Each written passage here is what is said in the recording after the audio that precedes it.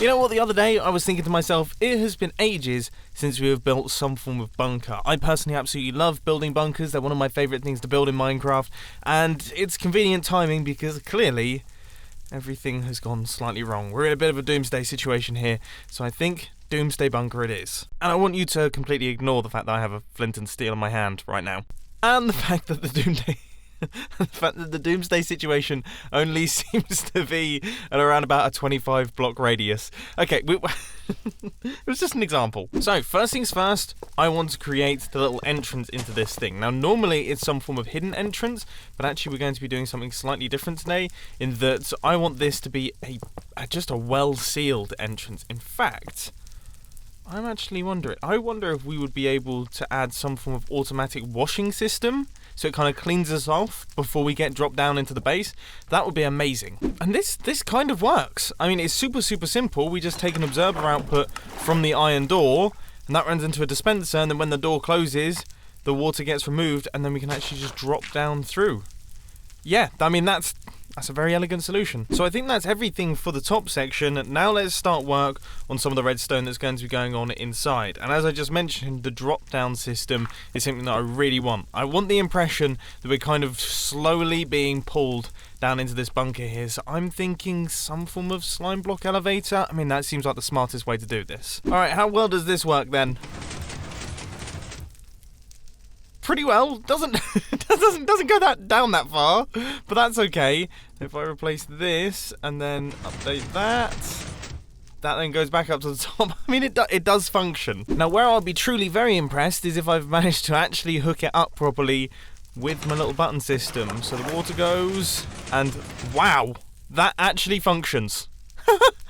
Nice. Okay, right, let's build up this area so it's a little bit better looking. So I've worked out the desired floor level. Now I'm actually going to start taking out blocks, and we want to create a 15 by 15 area. So we're going from the center. That means that we need it to be 7 blocks out. So that's 2, 4, 5, 6, 7. And that's going to be in all directions around like this. So it's going to be quite a big space. And I've just recently worked out how to make use of the fill replace command, and it's incredibly satisfying, leaving the veins of things just behind.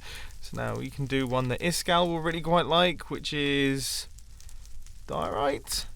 Diorite gets taken out, and then we can do granite. This is the best thing ever. So, here we have the beginnings of our bunker. Now, the keen-eyed ones of you will notice that we have actually got ourselves a little spawner down at the bottom there, which I'm actually using as my immovable object to stop my flying machine, which I personally think is hilarious.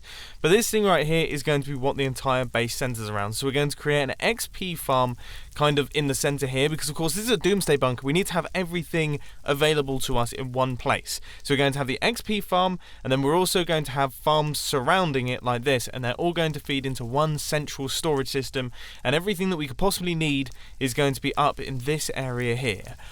I'm really excited for this. This is exactly my sort of build. Now, the first thing I want to do is place in the melon and pumpkin farms and also some sugarcane farms, but I did those in the previous redstone video, so let's quickly skip that. Now, I decided to opt for a very simple sugarcane farm, but I might have overlooked a slight thing. It might be a bit...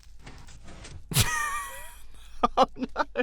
And in the end I came up with something like this. Incredibly simple, just consisting of a bunch of pistons, and then out the back here we have got ourselves a redstone clock, which just uses a long comparator pulse extender to give us a nice delay, and that is doing the whole thing. I mean, this is it. It is now fully functioning, and as you can see, sugarcane is being pushed into the middle. But there is one other farm that I want to work on in this kind of central area, and that is a kelp farm, so that we can power all of our furnaces using kelp, because let's face it, coal is boring. Now, I was trying to work out a way to make a design that would actually fit inside this space, and I think I've done a pretty decent job. So if the kelp grows, you can see that all of the pistons kick off, and then the kelp lands in the water stream, and it all ends up, well, currently on this side, but it's all actually going to go into the center. That's the plan. There's going to be a plunge hole where everything falls. Skeletons, all of the sugarcane, the melons, the pumpkins, everything is going to be going into one space. But if we take a look out the back, you can see that redstone-wise, super simple.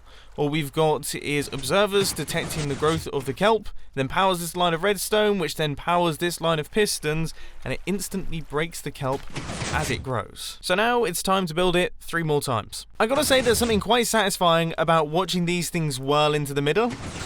Like, if you check it out, look. So we've got sugarcane coming in, we've got everything kind of flowing into the centre, and it all kind of does this whirlpool effect, which I really like. Now, the only slight issue is our melon and pumpkin farm won't work in the dark. So you're going to have to make a choice between having this thing activated and gathering up skeletons, or having this thing activated and gathering up melons and pumpkins. And we're going to do that by using just a big old ring of redstone lamps. And lights on. Much better. And it looks like we've already got ourselves a pumpkin down there. A couple of them. Anyway, next up on the project list is to create the actual item transportation system. And as you can see, it's working well. So we've got a little hole down at the bottom there where all of the items are falling through. And then they're being shot up through an item elevator out the back here, which is then taking them up into this hopper. But this is also going to be transporting all of the skeletons from our spawner as well. This one's going to be a big change. Yep, that has definitely been a big change. Okay, then we need to replace all of the dirt and everything. If you couldn't already tell, we're going for a super clean doomsday bunker here. Now, originally what I'd planned to do is have a storage system for all the different types of items. So you can see we had melons, pumpkins, kelp, sugarcane, we had bones, and all that sort of thing. But yeah, don't have a whole lot of room. So I think I'm going to rethink things a little bit, and instead I'm going to go for a Shulker Box sorting system. Or I should probably rephrase that, not necessarily a sorting system, but it's going to store all of the items that we get from all the farms in Shulker Boxes, and they're going to be stored in bulk in this chest right here. So I guess we can make that actually too wide because we want it to be a double chest so we have plenty of storage, and that also makes things symmetrical. And then we have a little elevator which is sending the items from down here up into this. Is tiny, and then that's going to flow across, and that's going to go into the Shulker Box that is going to be sat right here. Now when this thing fills up, we're then going to break it using this piston and store it in this chest. And that all seems to be working exactly as I described. So if we just take a look down here, there should be some items flowing into the sinkhole. Yep, there we go. So there is some kelp, flies in there, and then it shoots right the way up to the top really nice and quickly, ends up in the hopper, and then straight in here. And if this was to fill up, breakage, hopperage, redispensage, storage. Next up on my long list of things that you absolutely require in a doomsday bunker, it's of course a furnace smelter array. No one at the end of the world wants to be working with just one furnace, okay? It's horribly slow. I actually had to sit and wait for one furnace to smelt things the other day. I forgot how slow it is, okay? So we're doing away with that, and we're getting something decent. And this super simple and very space efficient design is what I've gone for. I mean, if we take a look at this, yeah, that's it. There's nothing much to it. It's just hopper minecarts, powered rails, and hoppers, and they're just going to go back and forth, evenly distributing out the items between the furnaces. At least that's what should happen. All I have to do is create a little redstone clock out the back here, which is going to make sure that these hopper minecarts right here get loaded with enough items to actually distribute them evenly between the hoppers. Because obviously, if it's just going back and forth quickly, then that's not going to do the job. I just realised that my fill command, I was wondering why there was no melons and pumpkins in the storage system. My fill command swaps out on my dirt blocks for quartz blocks. Anyway, back over at the super smelter now. I've just booted it into gear, and I gotta say, I'm super impressed. I mean, look at this. So all of them have got the same number of items on the inside. It's all evenly distributed perfectly.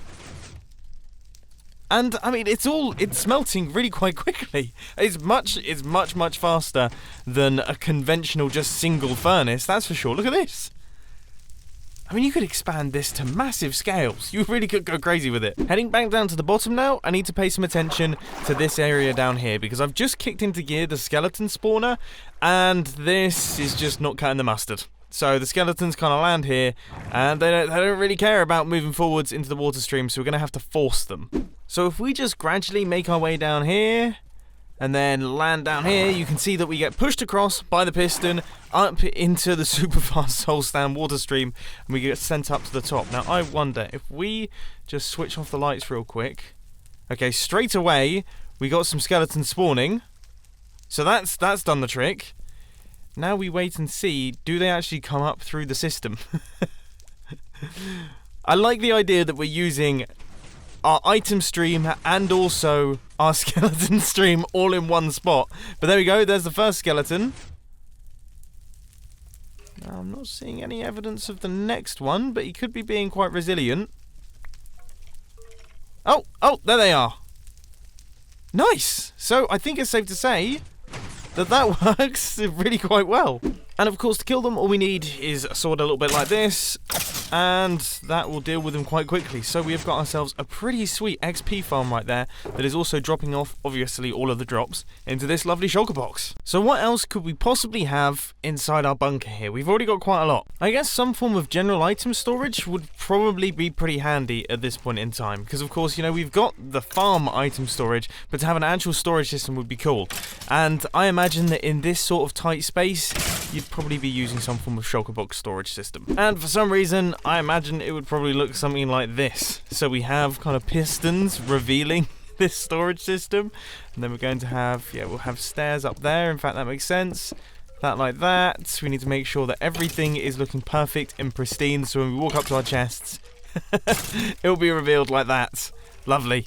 So that's that job done then. All looking rather cool. Now the next thing that I thought I'd work on is actually the living quarters, because of course, you know, this is great, but I definitely wouldn't want to sleep here, and this just doesn't seem like a good place to be.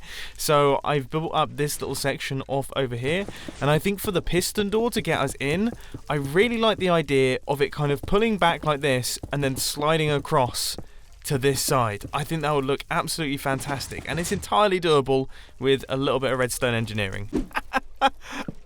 Well, that worked fluidly straight away. And look how easy that is. There's not even any complicated redstone going on here, and it is fantastic to watch. Yeah, I absolutely love this thing. I'm so glad that we added that in. That is so space age. Okay, so this space right here, I mean, I don't really know what I'm going to do with it. I'm going to try my best to decorate it nicely. There's not going to be too much redstone in this space. It's purely just going to be for living. Books, you know, coffee tables, rugs, you know the drill. No, I'll be totally honest. I have definitely seen homelier looking sleeping arrangements, but you know, you got a little sofa, you got a TV, you got a pair of cactus. You know, it seems pretty nice. I'm a big fan of this place that we're creating here. This is a cool little base. I'd be happy if I had this in my survival world. I really would be. Now, one thing that I can't help but notice is that, okay, so we've got a lot of bones. We've got access to tons of bones because, of course, we've got ourselves the skeleton farm, so that's brilliant. And we have got absolutely no source of food. So it only makes sense that we create some form of bread maker or some form of automatic bone meal based farm. And I think I've come up with a design that is going to be fairly smart. If this is even remotely close to working, I'll be both very surprised and also very impressed. Now, in theory, what should happen is these bone meal dispensers should kick in and these blocks should go back and forth. Not good. that has not worked. But nobody panic, because I think I've actually come up with a smarter way to do this, which should reduce the amount of things that are going on, and hopefully should work perfectly. Okay, this area has ended up looking a little bit strange. Maybe we should leave that open so that you can see things going back and forth. But now, I mean, that should be working. Ah, okay, no, we didn't put the redstone in place. Here we go. Now it's working. And I can see that should actually function. So do you see it going bright and dark? That's what we need. If I grab myself some carrots and throw them in here. Oh, yes. That is the ticket. So this is working absolutely flawlessly. If I pop through into game mode survival. So as you can see, I have got nearly 2 stacks of carrots. I just have to hold down the right click button. And that is absolutely flying up through the roof. They seem to be stacking up in odd places in my inventory, but there we go. Now we can see how fast this thing is. And this is great. This is all you need in a bunker. And you know what? I actually think this is one of the coolest looking bread makers in the game. I love the look of that glowstone going back and forth. This thing's fantastic. Another thing that I really want on the Hermitcraft server. Anyway, I think to round things up in the bunker, I realised that we did not have any form of crafting bench in here, so I built in this little thing, and that fills in the last gap in this space, and I gotta say, I think we've done a great job filling it. This is definitely the coolest bunker I've made. I mean, it is stacked to the brim with all sorts of awesome things, all sorts of different farms. We've got super smelters, we've got food supplies, we've got Shulker Box storage systems, we've got a little area in here with an awesome piston door. I mean, there's all sorts going on. I'm really happy with this, so I really do hope that you enjoyed this video. If you did, please hit that like button, and if you really loved it, then make sure to subscribe. But thanks for watching, guys. This has been Mumbo, and I'm out. I'll see you later.